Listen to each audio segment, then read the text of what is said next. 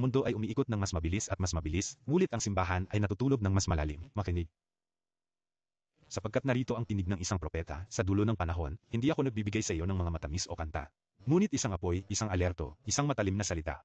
Sapagkat ang mga araw ay masama, at ang sanglibutan ay umiikot ng walang inaasahan. Ang mundo ay umiikot ng mas mabilis, pinagmamasdan ng mga siyentipiko, ngunit hindi ipinaliwanag ang pagtagas na ito. Ang puso ng planeta ay tumitibok na tila gulo. Mabilis ang pag-ikot at walang nakakaalam ng dahilan. Sinasabi ko sa inyo, hindi ito nagkataon o imahinasyon. Ang nakikita mo sa kalangitan ay isang palatandaan, isang hula. Binabagabag ng Diyos ang naitatag na kaayusan, iniinda niya ang hourglass dahil ang huling butil ng buhangin ay nilamon na. Habang nagmamadali ang mundo, naantala ang simbahan. Habang nagsasalita ang kalangitan, ang mga puso ay nananatiling mainit at walang kabuluhan.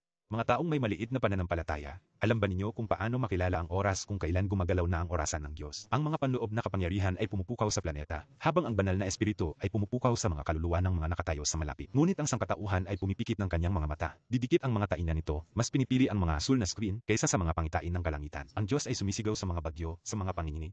Sumasabog ito sa mga bansa, sa mga bitak, sa mga pagbabago. At ikaw, ano ang ginagawa mo? Natutulog ka habang ang mundo ay tumatakbo patungo sa ganap. Hindi ako siyentipiko, ako ay isang sentinel. At nakita ko ang pagnipis ng hourglass sa spark.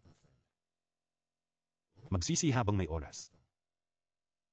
Hanapin si Jesus habang siya ay mabagal pa. Dahil sa lalong madaling panahon, ang lahat ay mapabilis. Hindi lamang ang lupa, kundi ang mga paghuhukom, ang mga pakikibaka. Siya na banal ay nagpapabanal pa rin sa kanyang sarili. Ang natutulog ay dapat magising bago ang langit ay maging apoy at ginto.